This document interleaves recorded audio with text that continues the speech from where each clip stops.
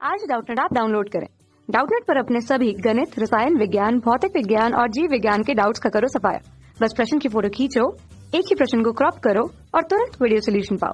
अभी डाउनलोड करें। क्वेश्चन हमें दिया हुआ है कि किसी गोले का किसी व्यास के परितः जड़त्व आघूर्ण का मान 2/5 mr² है, जहां m हमें गोले के लिए उसका द्रव्यमान और r इसके त्रिज्या को प्रदर्शित कर रहा है।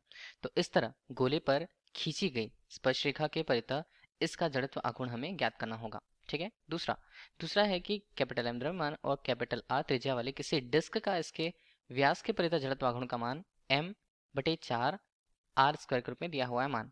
तब इस तरह से हमें डिस्क के लंबवत और इसकी कोर मतलब इसके किनारे से गुजरने वाली अक्ष के परितः चकती का जड़त्व आघूर्ण भी हमें ज्ञात करना होगा। तो दो अलग अलग कंडीशंस हमें दी हुई हैं। तो पहले कंडीशन की हम सबसे पहले बात करें तो ए हमें दिया हुआ है किसी गोले के लिए है। ठीक है।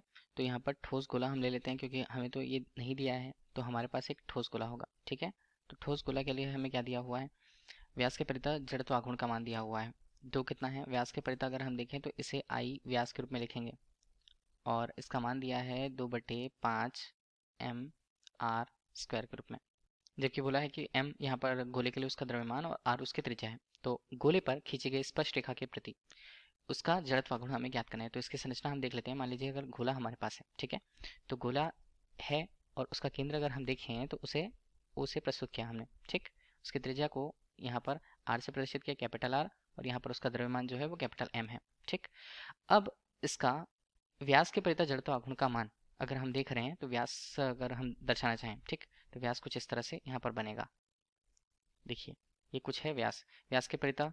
अब व्यास को अगर हम अक्ष माने तो वाई वाई डैश हम कह देते हैं। ठीक है। तो वाई वाई डैश अक्ष के परितः जड़त्व आघूर्ण का जो मान है वाई वाई डैश, इसी को क्या बोला गया है, इसी को बोला गया है व्यास के परितः जड़त्व आघूर्ण। ये हमें देखना क्या है, हमें इसके स्पर्श रेखा के परितः जड़त्व आघूर्ण का मान देखना है। तो स्पर्श रेखा कुछ इस तरह से हुई। ठीक है। तो ये y अक्ष जो व्यास के परितः जड़त्व आघूर्ण का मान अगर हमें दिख रहा है, y अक्ष दिख रहा है जो हमें, तो उसके ही समानांतर है। उसके समानांतर है तो उसकी दूरी कितनी होगी, उसकी दूरी अगर हम यहाँ से देख रहे हैं तो ये दूरी यहाँ पर बनती है गोले की त्रिज्या के बराबर, और हमें उसकी स्पर्श रेखा के प्रति अगर खींचना है तो उसे टी डैश हम कह देते हैं। ठीक है।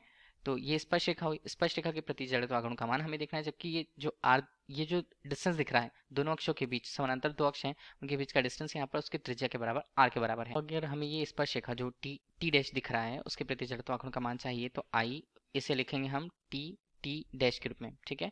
इसके प्रति जड़त्व आघूर्ण का मान अगर हमें देखना है तो वो उस केंद्र के परितः जड़त्व आघूर्ण के मान मतलब आई वाई वाई डैश मतलब व्यास के परितः जड़त्व आघूर्ण के मान धन उसके कुल द्रव्यमान m और दोनों अक्षों के बीच की जो लंबवत दूरी है उसका वर्ग होगा यहाँ पर। तो लंबवत दूरी को r लिखा हमने और उसका कर दिया वर्ग। ये हमें बता रहा है कौन से अक्ष से, कौन से अक्ष प्रमेय से, समानांतर अक्ष प्रमेय से। तो इसका मान होगा क्या, इसका मान होगा आई टी डैश के प्रति, यहाँ पर मान क्या बनता है व्यास के प्रति 2/5 दिया हुआ है mr² के रूप में, और यहाँ पर हम लिख देते हैं mr²। ठीक है। तो ये क्या बनेगा, यहाँ पर आई टी डैश के प्रति जड़त्व आघूर्ण का जो मान है 5 नीचे हो जाएगा, ऊपर 5 और इसके साथ 7/5 mr² के रूप में। ठीक है। इस तरह से इस गोले के लिए इसके स्पर्श रेखा के प्रति जड़त्व आघूर्ण का जो मान है वो 7/5 mr² हमें मिलता है, और यही हमारे पहले पद का उत्तर होगा। ठीक, दूसरे पद के उत्तर हम देखिए, हमें दिया क्या है, हमें दिया है डिस्क के लिए। डिस्क के लिए उसका द्रव्यमान कैपिटल M है और उसकी त्रिज्या कैपिटल R। देखिए यहाँ पर M तथा R त्रिज्या का एक डिस्क, यहाँ पर इसके लिए इसका आरेख हमने ले रखा कि एक डिस्क हमारे पास है, डिस्क के लिए उसका केंद्र O है, और हम इसके अक्ष की बात करें, जिस अक्ष के परितः वो घूमता है तो वो केंद्र से होकर जाती है। केंद्र से होकर जाने वाली और उसके जो अक्ष हमें दिख रहा है अभी जो हमने बना के रखा अक्ष, ठीक है, वो उसका व्यास दिख रहा है। ठीक है। व्यास के परितः जड़त्व आघूर्ण हम उसे कह सकते हैं अगर इसके परितः, इस अक्ष के परितः हमें देखना है तो। देखिए ये तो हमारे पास हुआ डिस्क। डिस्क के लिए अगर ये अक्ष हमें दिख रहा है तो एक्स डैश हम उसे कहें। ठीक है। तो ये जो दिख रहा है ये व्यास है एक तरह से। ठीक, तो व्यास है, तो व्यास के परितः जड़त्व आघूर्ण का मान हमें देखना होगा, तो इसका मतलब इसे हम कहेंगे आई एक्स डैश, मतलब इसका मान होगा आई व्यास के परितः जड़त्व आघूर्ण। ठीक, ये दोनों का मान बराबर होगा। अब हमें बोला है इस डिस्क के लंबवत उसके केंद्र से होकर जाने वाली और किनारे से होकर जाने वाली अक्ष के परितः जड़त्व आघूर्ण का मान हमें देखना है। ठीक है। तो इसके लिए हमें क्या करना होगा, इसके लिए सबसे पहले हमें देखना होगा कि इसके अक्ष के परितः जड़त्व आघूर्ण का मान कितना होगा। ठीक है। इसके अक्ष मतलब केंद्र के परितः जड़त्व आघूर्ण का मान क्या होगा, और उसके हिसाब से हम देखेंगे कि कोई एक स्पर्श रेखा हम ले लेंगे, ठीक है, जो उसके अक्ष के जो उसके केंद्र से होकर जाने वाले अक्ष के समानांतर हो, और इसी अक्ष के परितः जड़त्व आघूर्ण का मान हमें निकालना है, ठीक है। इससे अगर हमने दिया ये मान, तो ये हमारे लिए y डैश होगा जो केंद्र से होकर जा रहा है अक्ष के, और जो यहाँ पर इस डिस्क के लंबवत हो। साथ ही साथ दूसरा अगर हमने ले रखा तो इसे हम नाम देते थे स्मॉल बी डैश। तो हमें निकालना है बी डैश के प्रति जड़त्व आघूर्ण का मान। तो देखिए इसके लिए हम सबसे पहले ये उपयोग करने वाले हैं लंब अक्ष प्रमेय का, ठीक। लंब अक्ष प्रमेय हमें क्या बताता है, दो लंबवत अक्षों के मध्य जो संबंध जो इस डिस्क के लिए होता है, ठीक। अब देखिए इसके लिए हम आगे क्या करें, लंब अक्ष प्रमेय का उपयोग करेंगे। तो हमारे पास देखिए ये जो डिस्क दिख रहा है, डिस्क में हमारे पास दो अक्ष होंगे। एक एक्स अक्ष हमने ले रखा जो व्यास के परितः है, एक और अक्ष होगा वो भी कुछ इस तरह से होगा, ठीक है। इसे हमने दे दिया तो जेड डैश अक्ष कह दिए। तो एक्स और जेड डैश जो अक्ष वहां पर हैं वो इस डिस्क के तल के ही अनुदेश हैं या तल पे ही मौजूद होते हैं।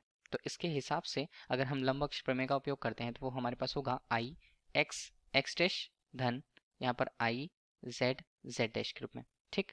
ये बराबर किसके होगा, ये बराबर होता है उसके केंद्र से होकर जाने वाले और उस तल के लंबवत गुजरने वाले अक्ष के प्रति जड़त्व आघूर्ण के मान के, ठीक है। तो इसे हमने y डैश के रूप में प्रदर्शित कर रखा।